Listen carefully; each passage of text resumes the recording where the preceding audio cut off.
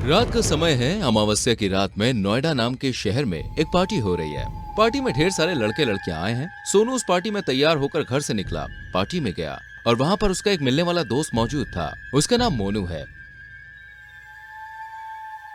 दोनों पहली बार किसी रेव पार्टी में गए थे। वहाँ पर लड़के लड़कियां डांस कर रहे थे और साथ ही नशा भी कर रहे थे।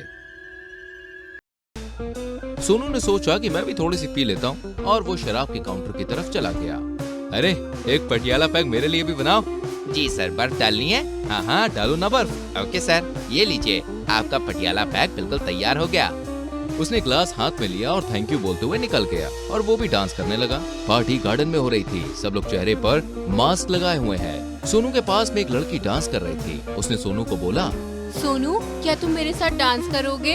हाँ हाँ क्यों नहीं, लेकिन तुम्हें कैसे पता कि मेरा नाम क्या है? मैं तो यहाँ सिर्फ मोनू को जानता हूँ और उसके ही बुलाने पे यहाँ पे आया भी हूँ, पर तुम्हें कैसे पता चला?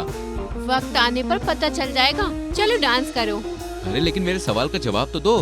इतनी जल्दी क्या है सोनू, अभी तो पार्टी शुरू हुई है। अच्छा अपना मास्क हटाओ, शायद मैं तुम्हें खुद ही पहचान जाऊँ। नहीं नहीं, अभी करो थोड़ा इंतजार, थोड़ा हो जाने दो प्यार, डांस पर ध्यान दो। इसके बाद दोनों साथ में डांस करते हैं और डांस करते करते थक जाते हैं और दोनों बैठ गए। 2 मिनट के लिए मेरे साथ आओगे झाड़ी के पीछे? सिर्फ 2 मिनट। देखो अगर मैं तुमको जानता होता तो जरूर आता, पर ना तो तुम अपने बारे में बता रही हो और ना ही अपना मास्क हटा रही हो। पता नहीं कौन हो तुम। जान पहचान बढ़ाने के लिए ही झाड़ी में बुला रही हूँ। मेरे बारे में सब जान जाओगे, आओ तो सही। पक्का ना? झाड़ी के पीछे जाकर मास्क हटा तो दोगी? 100% मेरी कसम। अच्छा ठीक है चलो। लड़की सोनू को अपने साथ झाड़ियों में खींचकर ले जाने लगी। ऐसा लग रहा है कि लड़की के अंदर बहुत ज्यादा ताकत है। सोनू लाचार सा पीछे पीछे जा रहा है, लेकिन अचानक से वो रुक गया और ज्यादा अंदर जाने से उसने इनकार कर दिया। देखो मैं नहीं जाना चाहता, तुम पता नहीं कहाँ लेकर जा रही हो। अगर अपने बारे में बताना है तो बताओ और नहीं बताना तो मत बताओ, लेकिन मैं इससे आगे नहीं जाऊंगा। थोड़ी दूर और आओ मेरे साथ, बताती हूँ। टेंशन क्यों ले रहे हो सोनू? देखो मैं यहाँ से अब वापस जा रहा हूँ। लेकिन सोनू उसके साथ जाने को तैयार ही नहीं था, क्योंकि उसे डर लग रहा था। इसके बाद लड़की ने अपने चेहरे से मास्क हटाया और जैसे ही मास्क हटाया लड़की का चेहरा बदल गया। वो एक चुड़ैल बन गई। उसका चेहरा देखकर सोनू पूरी तरह से डर गया। मैं एक चुड़ैल हूँ, तुमको मेरे बारे में जानना है ना? आओ मेरे साथ, तुम्हें अपने बारे में बताना चाहती हूँ। नहीं नहीं मुझे कुछ नहीं जाना, मैं जा रहा हूँ। सोनू डर के भागने लगा। भागते भागते वो पेड़ से टकराकर गिर गया और बेहोश हो गया। सूरज निकल रहा है। एक कुत्ता चलते हुए सोनू के पास आया। सोनू को जब होश आया तो देखा कि कुत्ता उसके ऊपर सुसु कर रहा है। सोनू ने कुत्ते को भगाया और गार्डन में कोई भी नहीं था। वो झाड़ियों में अकेला पड़ा हुआ है। रात की बात वो याद करने लगा। वो बेहोश क्यों हुआ तो उसे याद आया कि एक चुड़ैल उसे झाड़ियों की तरफ खींचकर ले जा रही थी। सोनू ने सोचा, आखिर वो चुड़ैल मुझसे क्या चाहती थी? क्या हुआ, वो मेरी जान क्यों लेना चाहती थी? हो सकता है मेरा खून पीना चाह रही हो। अगर खून पीना ही चाहती थी तो पिया क्यों नहीं? ऐसा तो नहीं कहीं मैं मर चुका हूँ मैं? ये सोचकर उसने अपनी जेब में हाथ डाला और मोबाइल बाहर निकाला तो देखा कि मोनू के बहुत सारे कॉल आए हुए हैं। मोनू को तुरंत उसने कॉल किया। हेलो, मैं सोनू बोल रहा हूँ। मोनू, तुम मुझे गार्डन में अकेला छोड़कर चले गए? अरे मैं कब से तुम्हारे कॉल कर रहा हूँ यार, तुम पता नहीं कहाँ गायब हो गए। रात से तुम्हारा पता ही नहीं चला। मुझे लगा शायद तुम घर चले गए, लेकिन घर से पता चला कि तुम तो घर भी नहीं गए। इसलिए मैंने तुम्हें इतने सारे कॉल किए, पर तुम फोन उठा ही नहीं रहे हो यार। वैसे तुम कहाँ हो? अरे मैं झाड़ियों में गिरा हुआ हूँ। जस्ट एक कुत्ता मेरे ऊपर सुसु कर रहा था तो मुझे होश आया यार। मुझे रात में एक चुड़ैल खींचकर ले जा रही थी, लेकिन मैं जिंदा बच गया। अरे क्या बकवास है यार, ऐसे ही थोड़ी ना होता है। अरे इतने सारे लोगों में से चुड़ैल तुमको ही क्यों खींच के ले जा रही थी मेरे भाई? अरे मुझे लगता है तुम्हें दारू वारू कम पीनी चाहिए थी, तुमने ज्यादा दारू पी ली। एक काम करो, तुम जल्दी से घर आओ।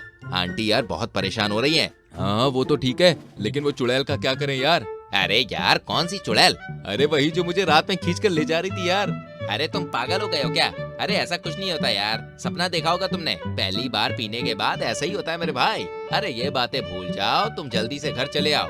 आंटी बहुत परेशान हो रही हैं। सोनू उठा और जाने लगा तो उसने देखा कि उसके पास एक पायल गिरी हुई है। उसने वो पायल ले ली और वो पुलिस स्टेशन चला गया। हाँ भाई बोलो क्या बात है? सर मेरा नाम आकाश है, ये पायल मुझे मिली, पता नहीं किसकी है सर, हो सकता है किसी चुड़ैल की हो। पुलिस वाले हंसने लगे। सोनू ने पुलिस को चुड़ैल की सारी कहानी बताई। लगता है तुमको कुछ ज्यादा ही चढ़ गई है भाई। जाओ नहाओ धो और नींबू पियो, दारू उतर जाएगी तुम्हारी। अरे सर मैं मजाक नहीं कर रहा हूँ सर, मुझे अच्छे से याद है मैंने ज्यादा पी ही नहीं थी। मुझे पूरी तरह से साफ साफ नजर आ रही थी वो चुड़ैल। अगर आपको चाहिए तो मैं उसका स्केच भी बना सकता हूँ, वो कैसी दिखती है सर। अच्छा, तो तुम स्केच बनाओगे? क्या तुम स्केच आर्टिस्ट हो? जी सर, मुझे स्केच बनाना आता है, मैंने कॉलेज में सीखा था। अच्छा ठीक है, चलो बनाओ।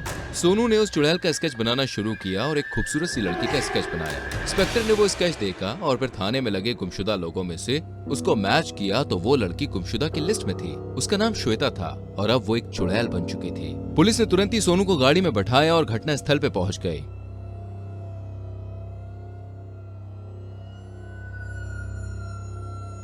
घटनास्थल पर पहुंचकर पुलिस ने अपने खोजी कुत्तों को छोड़ दिया। कुत्ते एक जगह पर खड़े होकर भौंकने लगे। पुलिस ने वहां पर खुदाई वगैरह करवानी शुरू की और कुछ देर के बाद खुदाई करने के बाद उसमें से 2 लाश मिली जो कि कंकाल में बदल चुकी थी। आखिर ये बॉडी किसकी होगी? एक तो ये लड़की श्वेता की होगी, पर दूसरी किसकी हो सकती है? इंस्पेक्टर ने थाने में जाकर गुमशुदा की फाइल फिर से देखनी शुरू की कि कौन कौन उस दिन गुम हुआ था। तो देखा कि जय नाम का लड़का भी गुम हो गया था, जिसकी रिपोर्ट लिखवाने उसके पिताजी आए थे।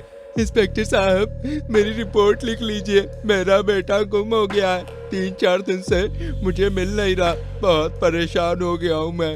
आपको क्या लगता है आपका बेटा कहाँ गया होगा? मुझे कुछ आइडिया नहीं साहब, आखिर वो कहाँ चला गया। उसके साथ कुछ बुरा हुआ लगता है। तभी ठाकुर आया, उसके कंधे में बंदूक लटक रही थी। इंस्पेक्टर साहब, मेरी भी रिपोर्ट लिख लीजिए। मेरी बेटी गुम हो गई है, पता नहीं कहाँ चली गई। आपको कोई शक है? कहाँ गई हो सकती है वो? इंस्पेक्टर साहब, मुझे लगता है वो किसी लड़के के साथ भाग गई है। प्यार मोहब्बत का मामला लगता है। अगर खबर मिले तो मुझे बुला लीजिएगा इंस्पेक्टर साहब। आप अपनी बेटी की और अपने बेटे की फोटो मुझे दे दीजिए ताकि हम उसकी तलाश कर सकें। इसके बाद दोनों पिताजी ने इंस्पेक्टर को फोटो दे दी। ये मेरी बेटी की फोटो है और ये मेरे बेटे का फोटो है। इंस्पेक्टर ने जीप निकाली और हवलदार के साथ श्वेता के घर पहुंच गया। ठाकुर साहब, आपकी बेटी की लाश मिली है और उसके साथ जय की भी लाश मिली है। आपका घर यहाँ से बहुत नजदीक है। मुझे शक है कि कहीं आप ही ने तो नहीं मारा? मैं क्यों मारूंगा मेरे बच्चों को?